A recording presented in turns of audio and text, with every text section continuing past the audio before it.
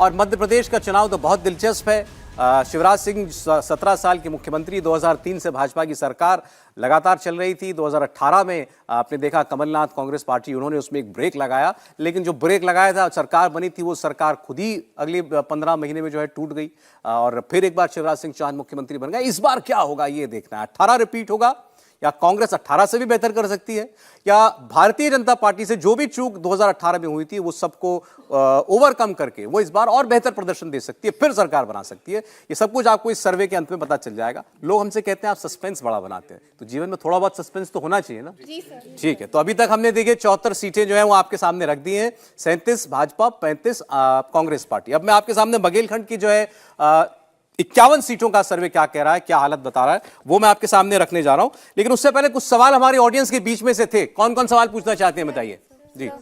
अच्छा ठीक है, लीजिए आप पूछिए सबसे पहले। मेरा सवाल हर्षवर्धन जी से है। सर, आप बेटियों के बारे में बात कर रहे हैं, उनके खातों में पैसे डाल रहे हैं, आप भी और कांग्रेस पार्टी भी।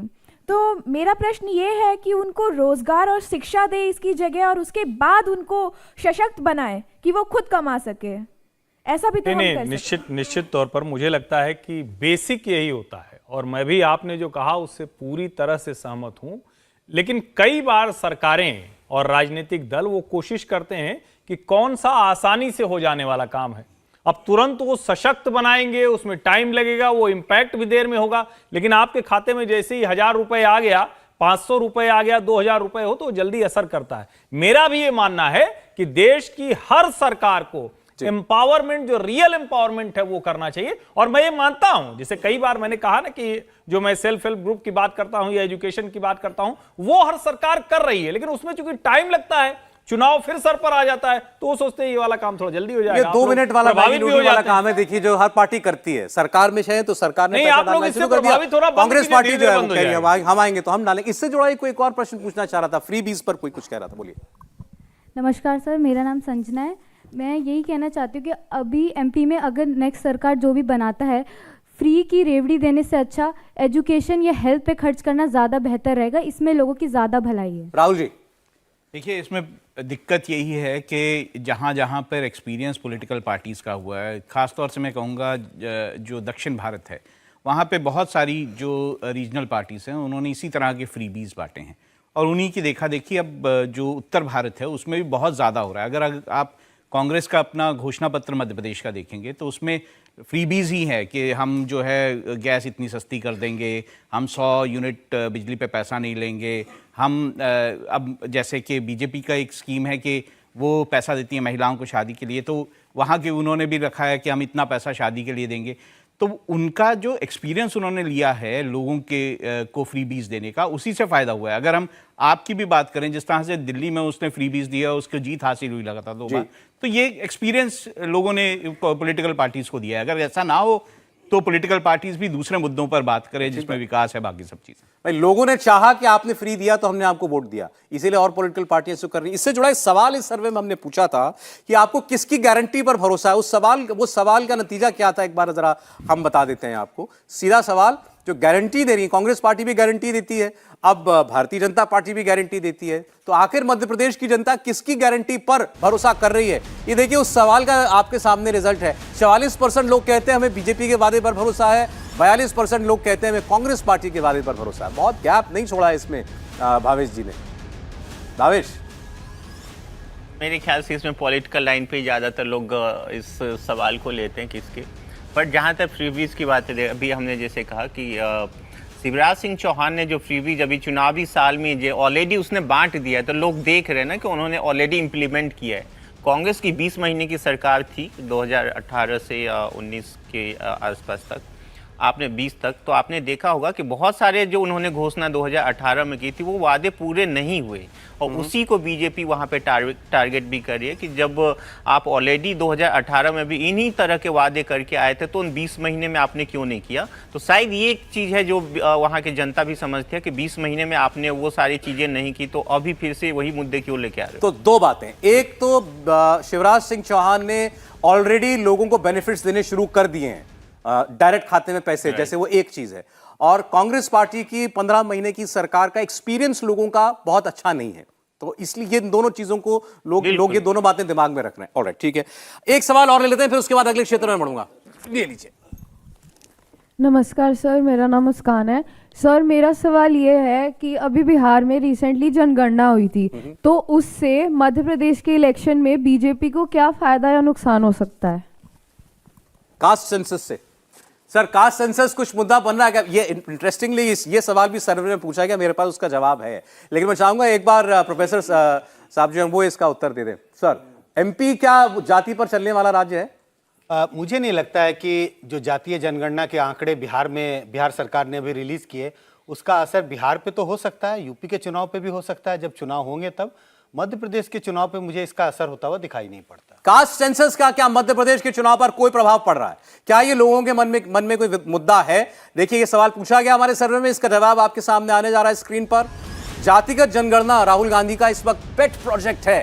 65% लोगों ने ये कहा है हाँ, ये मुद्दा हमारे लिए इंपॉर्टेंट है। और ये इसमें एक चीज मैं क्लियर कर दूं कि ये सवाल ओबीसी समुदाय के रिस्पोंडेंट्स के लिए ही था, उनके बीच में ही ये सवाल पूछा गया था। तो ओबीसी समुदाय में 65% लोग मानते हैं कि हाँ, जातिगत जनगणना होनी चाहिए। ये मध्य प्रदेश के ओबीसी समुदाय के बीच में से निकली आवाज है। 21% ओबीसी समाज के लोगों ने कहा कि नहीं, जातिगत जनगणना कोई हमारे लिए विशेष मुद्दा नहीं है, और 14% ने इस पर अपनी राय नहीं रखी। चले, अब मैं आपके सामने 51 और सीटें रखने जा रहा हूं सर्वे में। बघेलखंड की 51 सीटें। भारतीय जनता पार्टी ने बहुत बढ़िया परफॉर्मेंस यहां पर पिछली बार किया था, और आपको बता दें, ये इन दोनों रीजन्स को अगर आप बघेलखंड और बुंदेलखंड दोनों को मिला दें तो लोकसभा की 8 और विधानसभा की 51 सीटें जो हैं वो इसमें आ जाती हैं। बुंदेलखंड मतलब सागर, दमोह, टीकमगढ़ और खजुराहो की अपनी अपनी आइडेंटिटी है, और शहडोल, सतना, रीवा और सीधी, इनको भी हम इसी रीजन में लेकर के बात करेंगे। जो नेता, जो दल 51 सीटों वाले इस रीजन को जीतेंगे, निश्चित तौर पर उस पार्टी को मध्य प्रदेश के चुनाव में एज मिलेगा। मध्य प्रदेश विधानसभा के मौजूदा स्पीकर गिरीश गौतम इसी क्षेत्र से आते हैं। शिवराज सरकार के मंत्री हैं राजेंद्र शुक्ला, वो यहां से हैं, उनका इलाका यही है। कांग्रेस के अजय सिंह और कमलेश्वर पटेल, ये बघेलखंड के नेता हैं। बीजेपी के जो स्टेट प्रेसिडेंट हैं वीडी शर्मा, वो खजुराहो से जीत करके आते हैं। तो यहां पर भी बड़े सीनियर लीडर्स दोनों ही पार्टियों के पास हैं। डेटा आपकी स्क्रीन पर, 51 सीटें बघेलखंड और बुंदेलखंड की। ये देखिए, यहां भारतीय जनता पार्टी बाजी मारती हुई दिखाई दे रही है। एक बार फिर 31 सीटों पर भारतीय जनता पार्टी आगे चलती हुई हमें दिखाई देती है, यानी इन 51 में से 31 बीजेपी जीत सकती है, और ये पिछली बार के मुकाबले बीजेपी के लिए नुकसान है।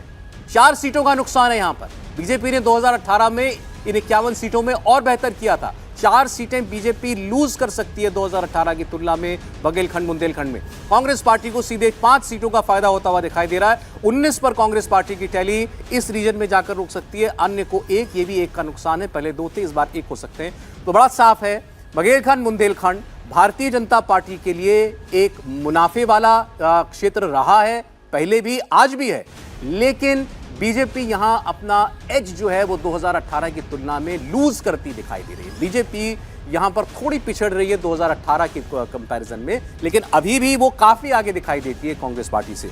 31 भाजपा, 19 कांग्रेस, 1 अन्य और बघेलखंड की कुल 51 सीटों का सर्वे ये था। अब जरा टॉप टैली पर नजर डालिए। 125 सीटें, 230 में से 125 सीटें, आधे से ज्यादा सीटें मध्य प्रदेश की, उसका सर्वे हमने आपके सामने रखा है। 68 पर भारतीय जनता पार्टी, 54 पर कांग्रेस पार्टी। तो यहां गैप जो है, बीजेपी जो है थोड़ी बेहतर करती हुई दिखाई दे रही है, गैप को बढ़ाती हुई दिखाई दे रही है कांग्रेस पार्टी से। 2018 का ओवरऑल जो चुनाव का नतीजा आया था उसको आप जरा याद कीजिएगा। 109 और 114, 109 भाजपा था, 114 कांग्रेस पार्टी था। अभी 68 पर आपको दिखाई दे रही है भारतीय जनता पार्टी, और 54 पर कांग्रेस पार्टी वो खड़ी हुई इस वक्त आपको दिखाई दे रही है। बघेलखंड बुंदेलखंड भारतीय जनता पार्टी कांग्रेस से आगे, लेकिन 2018 की तुलना में नुकसान। हर्षवर्धन जी।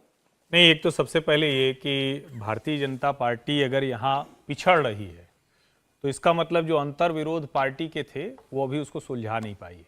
जब भावेश जी गए होंगे, अब जैसे आपको ध्यान में होगा कि सीधी की जो सांसद हैं उनको विधायक का चुनाव दे दिया गया है, जिनको हटाया गया है वो ताल ठोंक रहे हैं कि हम तो मैदान में आने वाले हैं। उनका वो ऑडियो भी एक वायरल हुआ था जिसमें उन्होंने कहा कि हम तय कर लेंगे, हमारे समर्थक सब कर रहे हैं। ये जो पूरा इलाका है, अगर आप ध्यान से देखें, ये भी पूरी तरह से पहाड़ी इलाका है। इसका एक इलाका सिंगरौली यानी ऊर्जा धानी, उस तरह से भी देख सकते हैं। सतना पन्ना वाला इलाका है। खजुराहो आप सब जानते हैं, वो तो भारत का प्रसिद्ध स्थान है।